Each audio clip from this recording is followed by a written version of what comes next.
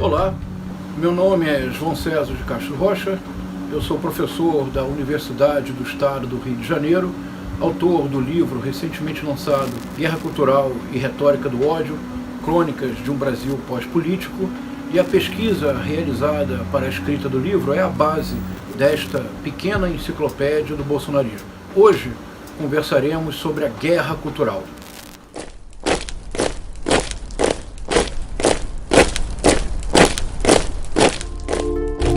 Guerra cultural é literalmente o grito de guerra de toda a militância bolsonarista. O bolsonarismo é incompreensível se não entendermos que a guerra cultural fornece o eixo de sua visão do mundo e o motor de sua ação política. Mas afinal, o que é guerra cultural? O que significa guerra cultural na acepção bolsonarista? Ela significa a divisão do mundo num registro maniqueísta. De um lado o bem, de outro lado o mal. De um lado os meus, os que me são próximos, de outro, não adversários, mas inimigos a serem eliminados. E nós vamos, num curto espaço de tempo, mandar embora o comunismo do Brasil. Esses marginais vermelhos serão banidos de nossa pátria. As minorias têm que se curvar às maiorias. Petralhada! Vai tudo vocês pra ponta da praia! Brasil acima de tudo, Deus acima de todos. Mas para compreender a guerra cultural bolsonarista, precisamos dar um passo atrás. Precisamos compreender de que modo a guerra cultural se inseriu no discurso político, se inseriu no cenário político-partidário, alterando profundamente a nossa compreensão da política. Estamos agora em 1992, nos Estados Unidos. O presidente é o George Bush pai, e de maneira surpreendente, um candidato republicano desafiou o presidente nas primárias. Em lugar de referendar a reeleição do George Bush, Pat Buchanan, um medíocre político e um medíocre comunicador reacionário de extrema-direita, de maneira surpreendente, obteve 20% dos votos nas primárias. Yes, we disagreed with President Bush, but we stand with him for the freedom to choose religious schools. And we stand with him against the amoral idea that gay and lesbian couples should have the same standing in law as married men and women. Esse é um discurso fundamental para compreender o movimento bolsonarista. Ele é conhecido como Cultural War Speech, o discurso da guerra cultural. Dizia o Pat Buchanan no seu discurso que não se tratava mais de uma eleição presidencial, não se tratava mais de uma disputa meramente política, se tratava de fato era de uma guerra cultural, de lutar pela alma da América. There is a religious war going on in this country. It is a cultural war as critical to the kind of nation we shall be as the Cold War itself, for this war is for the soul of America. E este é o ponto central. Guerra cultural, nesta acepção, é uma acepção muito próxima do fundamentalismo, porque não pode haver guerra cultural neste sentido norte-americano, utilizado plenamente pelo bolsonarismo, se alguém não acredita que descobriu a essência, a verdade absoluta sobre o ser norte-americano ou sobre o ser brasileiro. E todo aquele que se oponha a esta essência não é visto como um adversário político, é visto como um ímpio, é visto como um infiel, que por isso mesmo deve ser marginalizado, e começa pela sua desumanização. Eu sou favorável à tortura, tu sabe disso. E fazendo um trabalho que o regime militar não fez, matando uns 30 mil. Começando com o FHC. É uma força de expressão, mas tem que fuzilar os autores dessa exposição. A petralhada vai chorar a noite toda hoje. As minorias se adequam ou simplesmente desaparecem. A guerra cultural permitiu à extrema-direita em todo o mundo alcançar o poder político, sobretudo a partir de uma pauta de costumes e a partir do recurso constante à invenção em série de inimigos imaginários. Mas isso inviabiliza a política como nós a compreendemos. Porque se eu sou fundamentalista, se eu acredito possuir a verdade absoluta, não há espaço para a negociação, não há espaço para o diálogo. Somente há espaço para a imposição da minha visão do mundo. A política, portanto, neste registro, não tem vez. Isso ficará ainda mais claro se compreendermos o funcionamento da guerra cultural. A dinâmica da guerra cultural tem uma característica própria. É a constante e incessante disputa de narrativas. Mas não se trata de narrativas quaisquer, mas de narrativas polarizadoras, cuja finalidade é a criação de inimigos.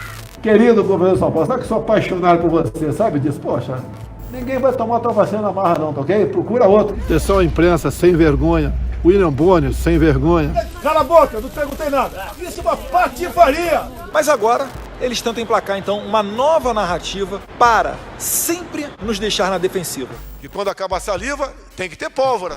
E a criação desses inimigos imaginários permite manter a militância bolsonarista permanentemente mobilizada. E, de fato, não seria difícil escrever uma crônica do desgoverno Jair Messias Bolsonaro, principiando por Gustavo Bebiano, concluindo hoje em Luiz Roberto Barroso, passando por Sérgio Moro. Nessa série de inimigos imaginários ocorre o próprio drama da situação brasileira contemporânea, porque para criar tantos inimigos em série é preciso desconsiderar dados objetivos, é preciso governar como se governar fosse apenas criar narrativas com base em mentiras, em notícias falsas e em labirínticas teorias conspiratórias. E, no entanto, essas notícias, essas narrativas e essas teorias conspiratórias alcançam milhões e milhões de brasileiros. Aqui há um ponto fundamental para que se compreenda o alcance do bolsonarismo como um movimento de massas, sobretudo como um movimento de massas digitais. O bolsonarismo criou uma inédita midiosfera na política brasileira contemporânea. Em primeiro lugar, uma corrente de WhatsApp, cuja força foi plenamente identificada nas eleições de 2018. E a capacidade do WhatsApp de produzir muito rapidamente notícias falsas e, a partir dessas notícias falsas, de gerar comoção que tem resultado político imediato é enorme. E o bolsonarismo utiliza com grande habilidade o potencial de desinformação das correntes de WhatsApp. O segundo elemento fundamental é um circuito muito bem organizado e muito bem orquestrado de canais de YouTube. São canais de YouTube de extrema-direita ou canais de YouTube bolsonaristas que desempenham um papel fundamental na circulação de notícias falsas e na criação de uma desinformação sistemática. Esse efeito do circuito dos canais de YouTube, ele é amplificado por um uso metódico e planejado das redes sociais. E as redes sociais bolsonaristas lançam mão de um exército de robôs e de perfis falsos, mas também, e não podemos menosprezar esse aspecto, possuem uma grande capacidade de produzir interação orgânica. Há um número não pequeno de militantes bolsonaristas que, de fato, passam o dia inteiro nas redes sociais propagando mentiras, difundindo teorias conspiratórias.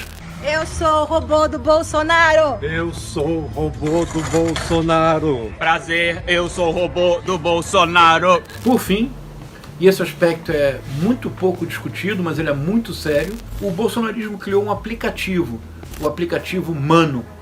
O aplicativo Mano consiste em colocar à disposição gratuitamente um grande número de estações de rádio e de estações de televisão.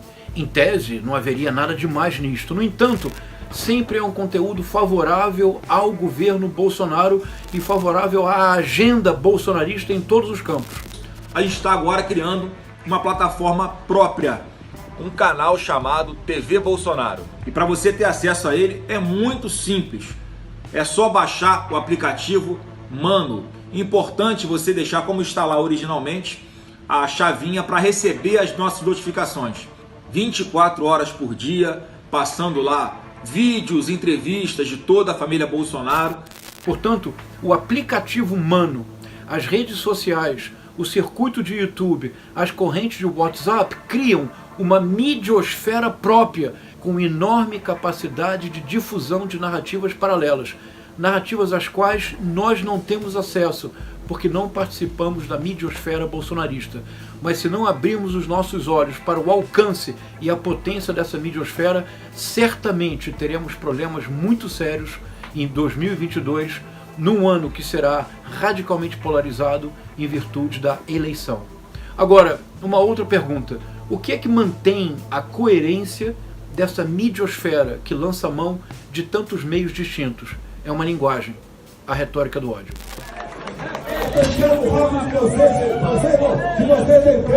Vamos acabar com o cocô no Brasil! O cocô é essa raça de corrupto e comunista! Não vou discutir.